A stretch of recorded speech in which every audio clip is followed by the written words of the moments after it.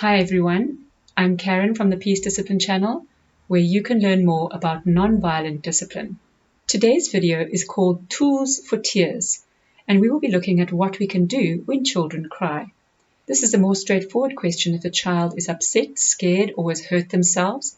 But what about crying in discipline situations? And what about fake or manipulative crying?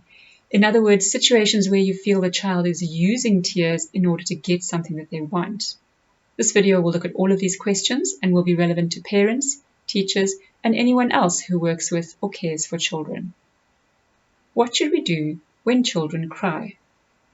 Some of you may be surprised that this is even a topic, but if we look closer at the way people respond to crying children, we can see that many adults are uncomfortable with children's tears and do not do very well at managing them. Many struggle to accept that a child feels upset and allow them the chance to cry and let it out. In fact, one of the most common adult responses to a crying child is to say, "Don't cry." They may say it kindly, but they're still telling them to stop. Many adults see crying as a problem behavior. We hear people saying things like, "Don't be difficult," or "He's a good child, he hardly ever cries," or "But we were having such a nice time, why are you crying now?" Sometimes nothing is said, but you see a look from a parent to a child, a look that says, "I'm warning you." Responses like these tell the child that crying is a bad behavior that spoils things and disappoints people or even makes them angry. We send them the message that they are somehow less good if they cry, that their upset emotions are not okay, and that to be in our favor they should hide or suppress these and act happier. Another very common response when a child cries is for the adult to blame the child for the thing that led to their tears. "How many times must I tell you to be careful?"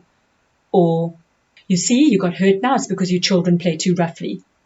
These responses tell children that getting hurt or upset is their fault, and that the fact that they are crying now is proof of their carelessness or naughtiness.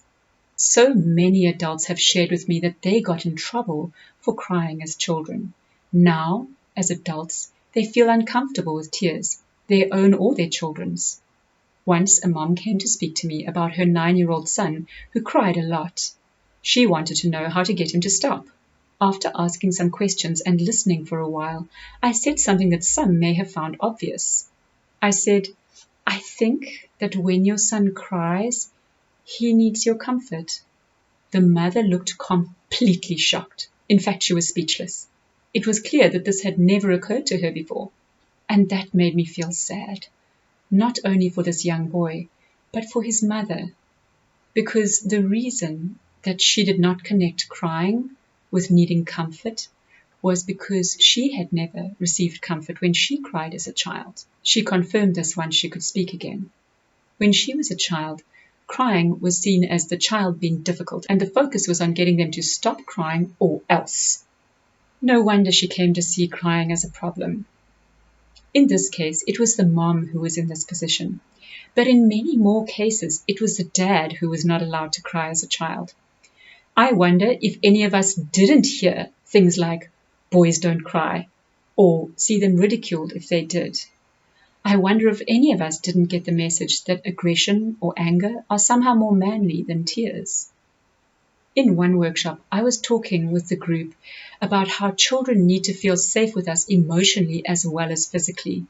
And I asked a friend in the group to translate the word vulnerability into the local language. He really struggled to do it, and then he and the man sitting next to him agreed, saying, "This is because we were never allowed this." As men in our culture, vulnerability was not supposed to be a part of our vocabulary. How many parents and teachers have grown up with absolutely no safe place to express completely normal and understandable upset emotions? No chance of comfort when they felt pain. How many adults have learned to put a lid on their emotions at great cost to themselves and their relationships? Some have told me that now they wish they could cry, but are mostly unable to. Dads have told me that instead of realizing that their sons needed comfort, they made things worse by trying to toughen them up. They didn't want them to experience the ridicule that they experienced when they were younger. And so they didn't make any room for this completely normal part of being human, which is tears. It's understandable that with messages like these sent to us since childhood, many adults would see crying as a problem behavior. But crying is not actually bad behavior. It's a natural way of releasing intense feelings. As someone once told me, tears are God's safety valve, a built-in release for feelings we need to let out. So what can we do about tears? And will responding to tears with comfort encourage children to cry even more? Let's look at some research. In a scientific study, parents and staff at a daycare nursery for 2 to 6-year-olds were asked to use 4 different kinds of responses at different times when children cried. These responses were active listening, belittlement, distraction, or saying, "It'll soon be all right." They found that crying lasted less than a third as long with active listening compared to the other approaches, no matter whether the person listening was the mother or a staff member. If you would like to look up the study, I'll put the reference in the video description. So this study shows that children actually cry 3 times longer when, instead of listening to them, we try to stop them by minimizing what they're going through or distracting them. This is not to say that we should never use the skill of distraction. Distraction can be a useful tool, as I'll explain a bit later.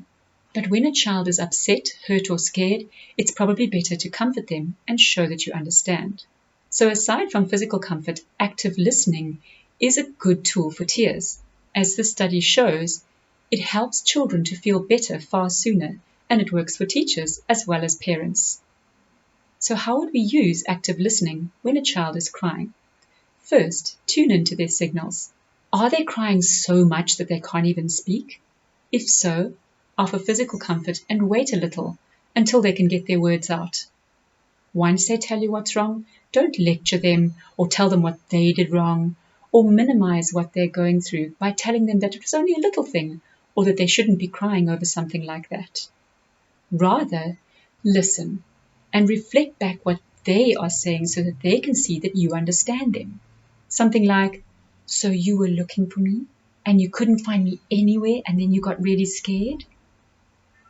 Or, "So you really wanted to play but they wouldn't let you in the game?" Sometimes a child is too upset or too young to talk much, but they can understand what you say.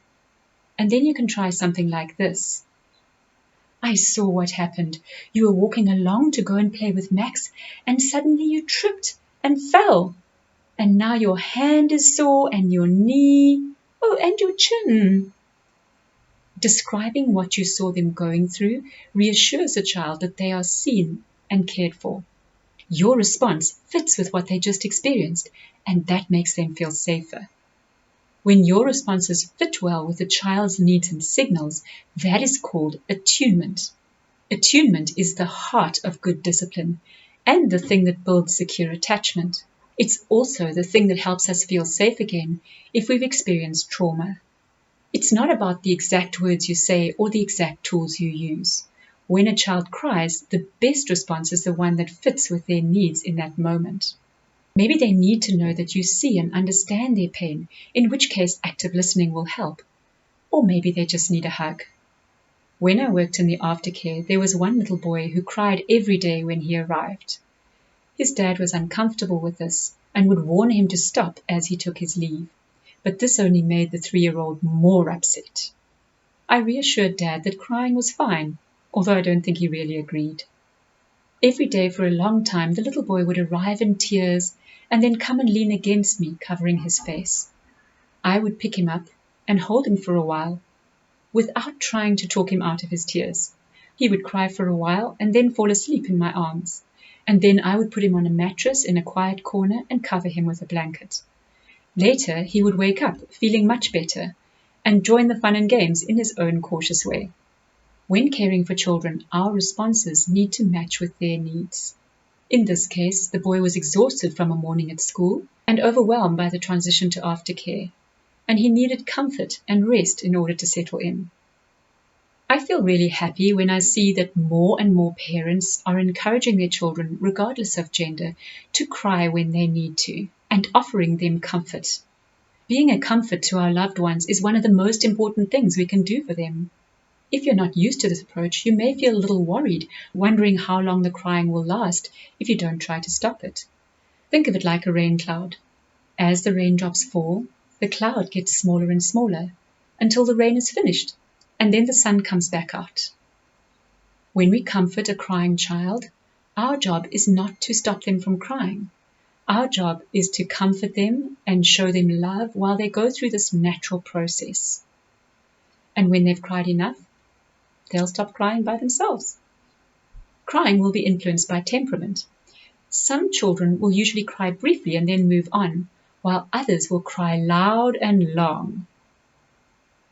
One day, while a child in my care was crying for rather a long time, another child got irritated and called him a crybaby. I responded with, "He's not a baby. We all cry sometimes. Tears are good because they let our sad feelings out." Then a little girl said, "My mommy sings me a song when I cry." And I said, "Oh, that's nice. How does it go?" And she said, "She holds me and she pats me on the back and she sings, 'Cry as much as you like, as much as you like.'" I couldn't quite get the tune, but I liked that this mom was giving her daughter permission to cry. I decided that we needed a crying song in our aftercare. That night at home, I took an old song called "Go On and Cry," and I changed the words and the tune a little to make it work for young children, and so our crying song was born. It became a ritual. From then on, if somebody cried, they could have a crying song. If they wanted one, that is, because if they don't want one, then it's not very attuned to sing them one. With this song, I wanted to give the children permission to cry and to reassure them that crying is a good and helpful thing to do. Here are the words of our crying song. You just cry. You go on and cry. Doesn't matter what it's about. Tears let the sad feelings out. Sometimes to cry is good. Let this be understood. You'll feel fine again, just like the sun coming out after rain. And of course, it doesn't really matter how you sing it because it's accompanied by and so it doesn't really matter if your voice doesn't sound that good. It's just meant to be comforting. One day, one little girl started misbehaving outside on the jungle gym and trying to push the other children off. I tried talking to her, but she was not interested in stopping. Just before she could shove another child down the slide, I picked her off the jungle gym and carried her inside for a brief timeout from the thing she wasn't managing, which was the outside rules. As we walked up the stairs, she screamed loudly in protest, but then suddenly she stopped screaming, looked at me as if there was something missing, and said, "Don't you got a crying song for me?" Now, I hadn't even thought of using our comfort ritual in a discipline situation, but in her mind, she was upset, she was crying. Didn't that call for a crying song? "Sure," I said, and started singing. You just cry. By the time we got to the top of the stairs, she had stopped crying and struggling and was swaying her body with the song. She had to play inside for a few minutes, and then I asked her, "If I let you go outside again, do you think you'll manage the outside rules?" "Yes," she said. "Will you manage to play nicely and share the play equipment with the other children?" "Yes." "Okay, let's see how you manage." I let her go outside again, and she managed perfectly well. Now, this is different, isn't it, from what we grew up with? When you were little and you did something wrong, people didn't sing to you, did they? Why was it okay for me to sing to her in the middle of a disciplinary intervention? Because being cross with her was not the active ingredient of the discipline. A brief timeout was all she needed, and it worked. I didn't need to be mean to her. I could comfort her and discipline her without the one contradicting the other. And I think that when we can do this, things actually go smoother. When a child feels safe and cared for, they can absorb your lesson better. It reminds me of that quote, not sure who said it. A crying child not only needs but deserves our comfort, regardless of whether they have done something wrong or not. This story is a good introduction to the next question in this video. What do we do when children cry in discipline situations? The old school approach would be to be angry, threatening, and punitive in discipline situations, but kinder in other situations. But the good news is that we can be kind and firm at the same time in the same situation. Let's look at how we can use these same tools of comfort and active listening in these situations without undermining our discipline. Let's say the reason the child is crying is because you have said no to something. Then your active listening would be attuned to what they're going through in that moment. So your reflection would sound something like, "You feel upset that I said no. It's disappointing for you." Or, "I know you love your game so much. It's frustrating that you don't have any screen time left." You may feel that showing the child that you understand their point of view will weaken your position, but actually it's quite the opposite. Often, children think that if they could just get you to understand how they feel, you would give them what they want. But when they see that you really do understand and still are not giving them what they want, they realize that you're serious about your no. Sometimes a child is crying in a discipline situation because they feel ashamed of what they've done. When we feel bad about something we've done wrong, our need for reassurance is heightened. So don't punish your child by withholding comfort when they need it most. If the child is crying because they feel bad, your active listening reflections might sound something like, "You really care about doing the right thing. So when you do something wrong, you feel awful about it." Or, "You've always been a kind person, so when you hurt someone, you feel really bad." Or, perhaps you don't need to say anything and can comfort the child with a hug instead.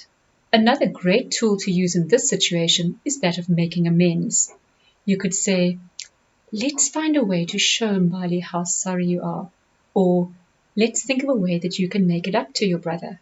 What if you've put your child in a timeout and they are crying loudly? The old school approach would be to see crying as part of the bad behavior and to yell something like, "Stop crying or I'll come in there and give you something to cry about." But it's not up to us to control whether or not the child cries. In fact, timeout can give a child a space to feel their rageful and upset emotions and let them out, and crying might be quite a helpful part of that process. So, even very loud crying in a timeout is not bad. But what about comfort? How do we do the comfort part if they're in timeout? Let me first explain that there are two kinds of timeout: exclusionary timeouts and non-exclusionary timeouts.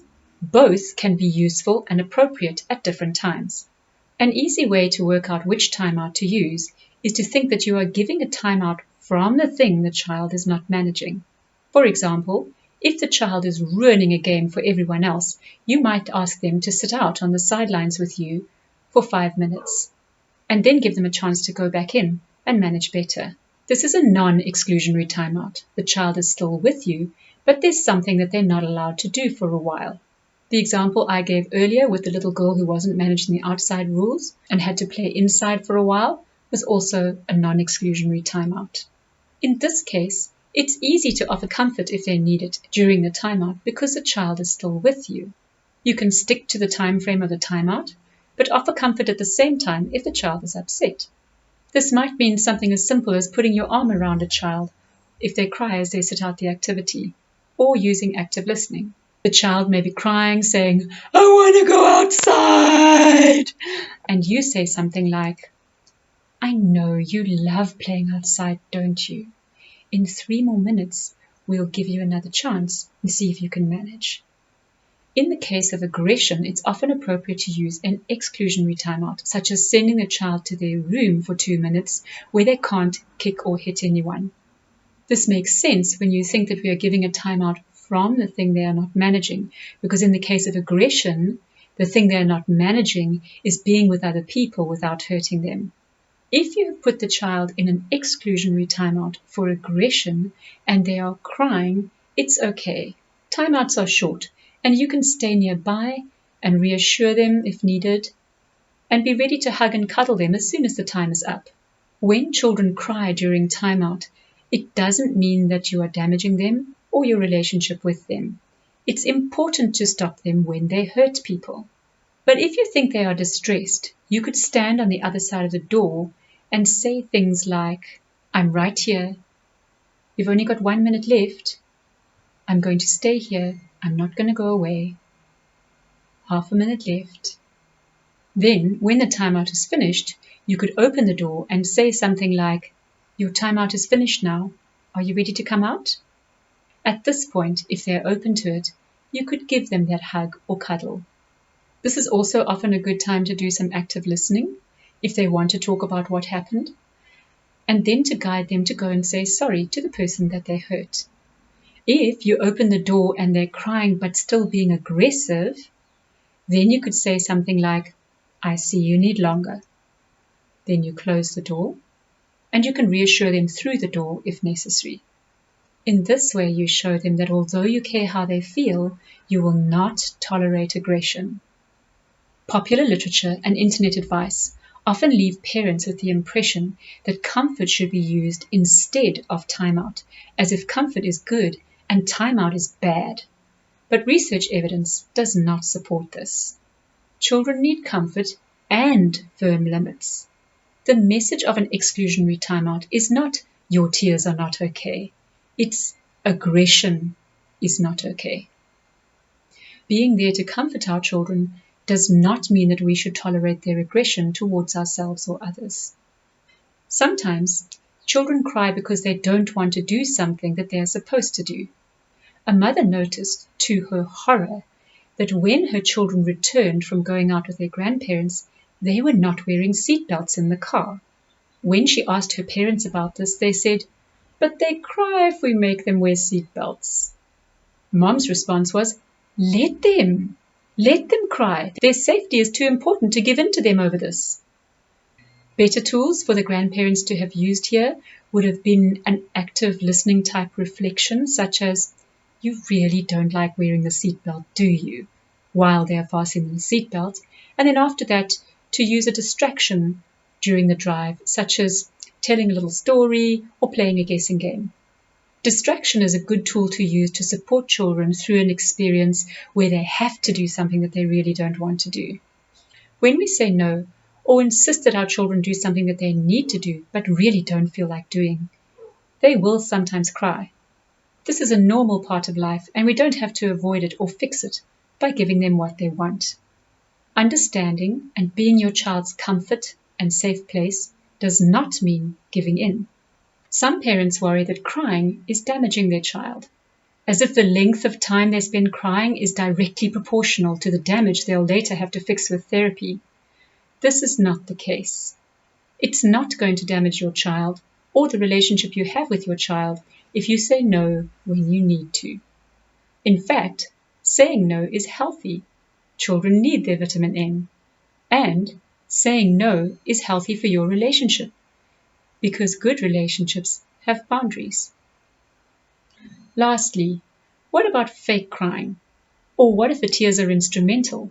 In other words, the child is crying to get what they want, or to escape something necessary that they don't feel like doing. Not all instrumental tears are fake. Just because the child wants something doesn't mean they are not also distressed. So this can be more tricky to deal with. What I would advise here is to respond to the distress with empathy, but hold your boundaries so that any manipulation doesn't work. Let's take the example of a child crying for something that you don't want to buy them. It can be embarrassing when your child cries in a public place like a shop. You may worry that others will think you're a bad parent. In fact, a parent may feel so uncomfortable with the crying that they will do anything to stop it, and the child usually knows this. Unwittingly, the parent rewards the child's behavior by giving in and buying them what they want, entrenching a pattern of coercive tears. Giving in to your child when you actually need to be firm is permissive parenting, and permissive parenting is not good for children. Better tools to use here would be active listening and a wish list. You could show empathy to the child by saying something like, I know you really wish we could buy that, or that's your favorite kind, isn't it? Followed by, shall we put that on your wish list? A wish list is a list of things a child really wants that can be bought at appropriate times, like birthdays.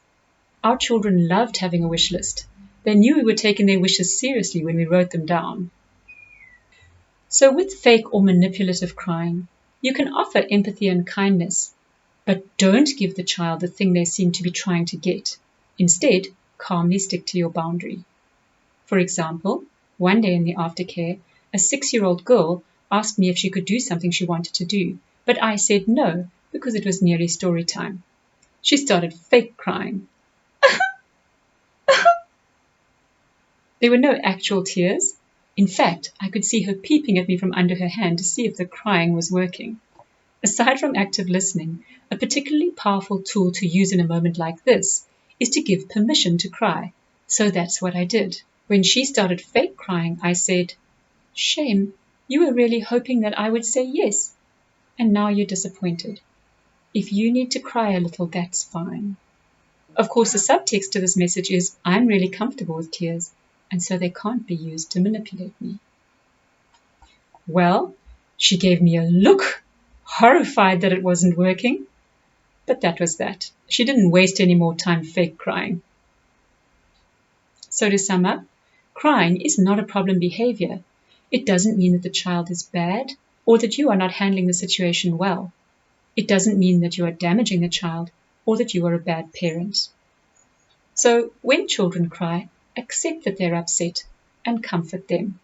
Give them a safe place to feel sad without ridicule or punishment. Use your attunement.